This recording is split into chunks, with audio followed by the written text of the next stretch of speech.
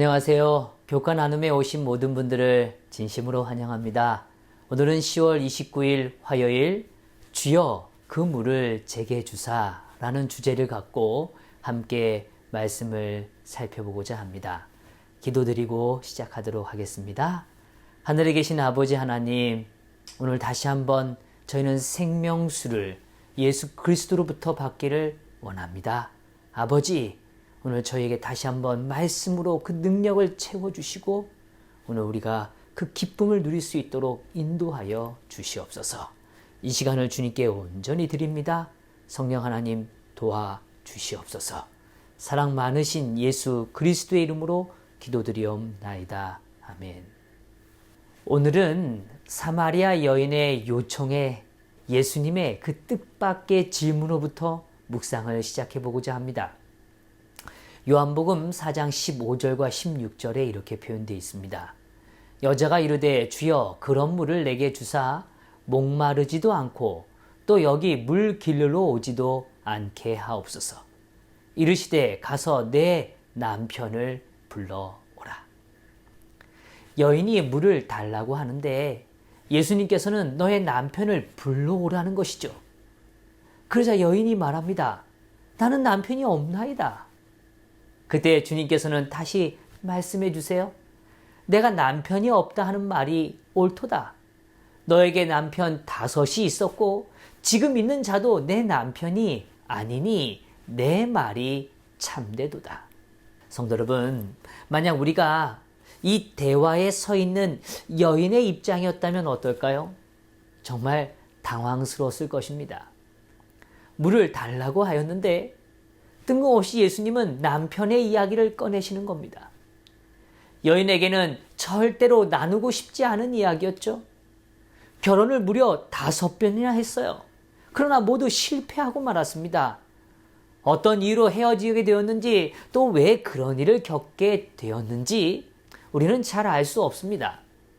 그러나 분명한 건 이 여인 역시 행복한 가정을 기대했을 것이라는 거죠.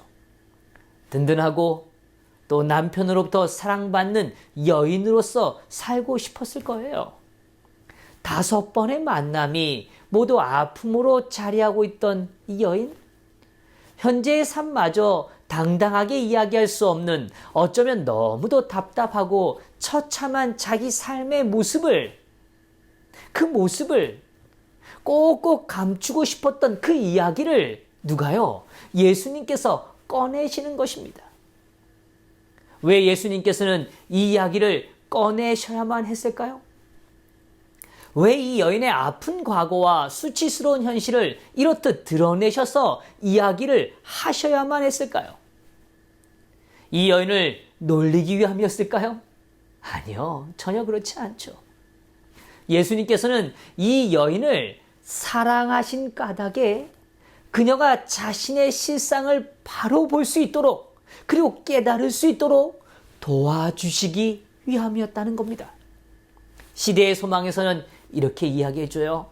예수께서 주시기를 열망하신 선물을 이 영혼이 받을 수 있기 전에 먼저 그 여자가 자신의 죄 그리고 자신의 구주를 깨닫게 하지 않으면 안 되었다.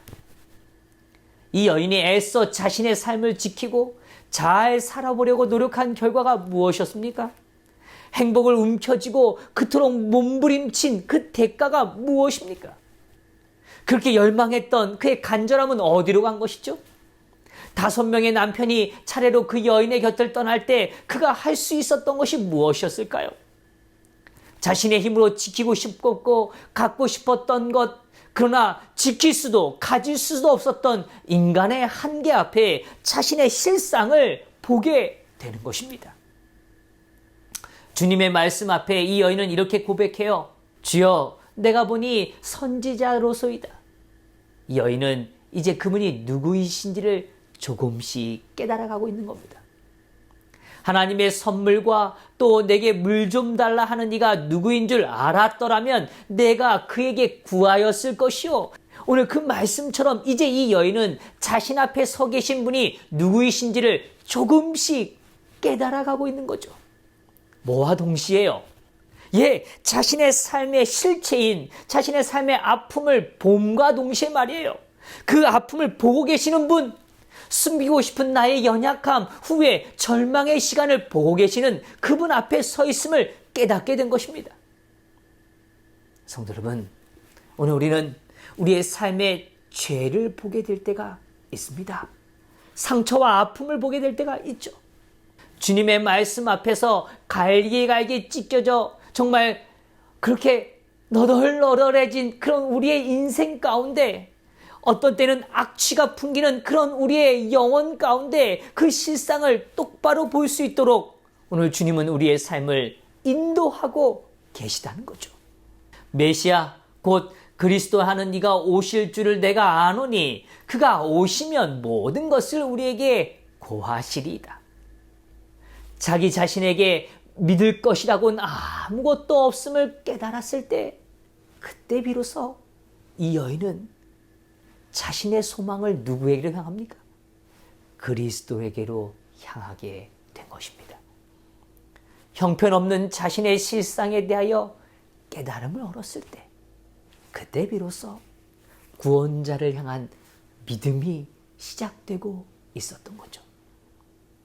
이 시대를 향하여 더 깊고 소중한 진리가 있다라고 부조와 선지자에서는 밝혀주고 있어요.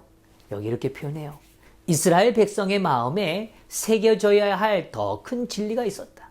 그들은 우상 숭배와 부패 가운데서 살았으므로 하나님의 거룩하심, 그들의 마음속에 가득 찬 죄악, 그들 스스로는 하나님의 율법을 순종하기에 전혀 무능함, 구세주의 필요 등에 대하여 바른 개념을 가지고 있지 않았다. 이 모든 것을 그들은 배워야 하였다. 사랑의 예수님, 긍휼의 예수님께서 얼마나 거룩하신 분인지를 우리는 깨달아야 한다는 거죠. 동시에 우리가 하나님을 더 대면하기 시작할 때 우리는 우리의 한계, 우리의 죄를 바라보게 됩니다. 가득 차여진 죄의 잔을 보게 되는 거죠.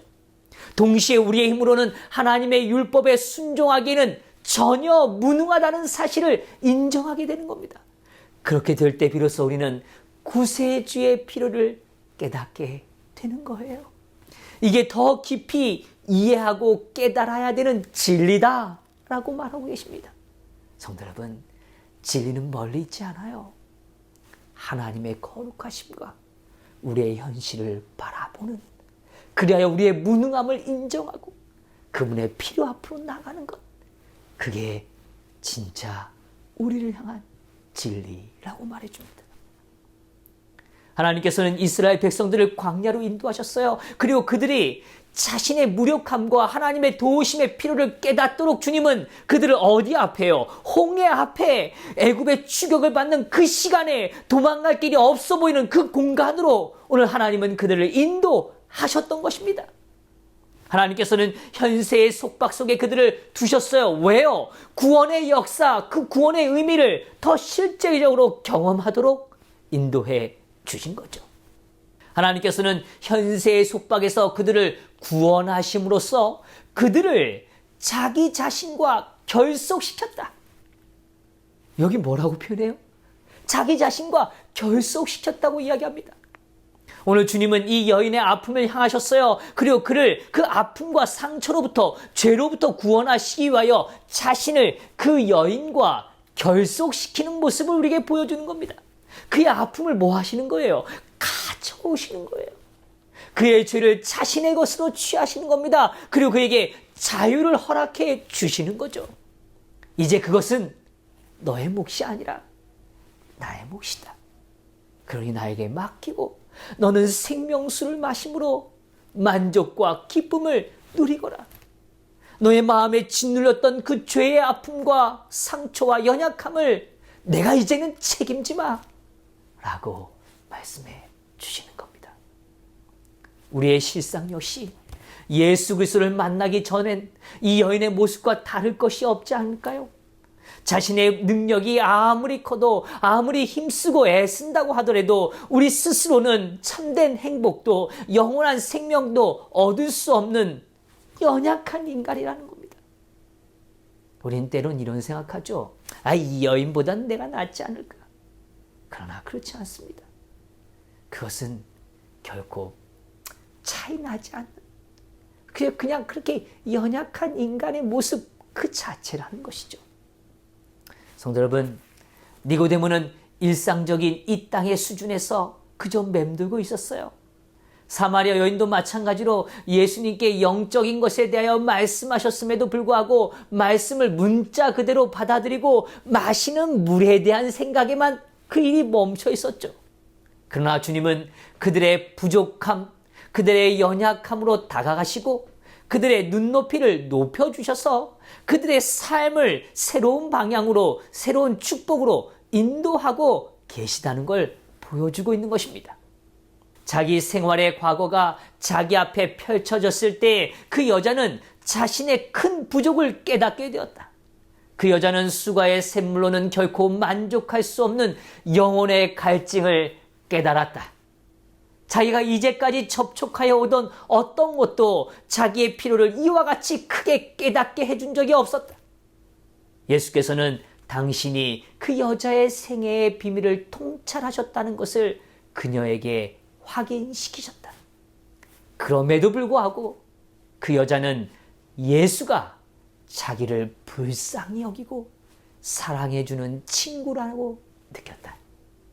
예수님의 임재의 순결이 그녀의 죄를 정죄했으나 그분은 책망은 한마디도 하지 않고 영혼을 소생시킬 수 있는 당신의 은혜에 대하여 말씀하셨다. 여기 참 아름다운 기별이 있죠. 우리의 죄가 드러납니다. 임재 자체가요. 예수님의 임재의 순결 자체가 이미 우리의 죄가 드러나는 단계이죠. 그러나 오늘 주님은 우리를 책망하시는 게 아니라 우리에게 영혼을 소생시킬 수 있는 그 은혜에 대하여 말씀해 주고 계시는 겁니다. 우리를 불쌍히 여기시고 사랑해 주시는 친구이신 거죠. 오늘 그 생명수를 받아들이는 저와 성도님 되시기를 간절히 바랍니다. 기도드리겠습니다. 하늘에 계신 아버지 하나님, 저에게 그 생명수를 허락해 주시니 감사합니다. 주님, 저희에게도 그 생수를 허락해 주시옵소서. 주님, 저희가 오늘 우리의 처참한 현실을 대면하는 일로 그 생수를 받아 마실 수 있음을 기억하게 하여 주시고, 오늘 말씀의 빛이 주님의 거룩한 임재가 비춰질 때 자연스럽게 우리의 더러움과 연약함이 드러날 때 아버지여 절망하지 않게 하시고 우리를 여전히 품으시는 그 사랑의 품 안에 우리의 삶을 맡길 수 있도록 인도하여 주시옵소서.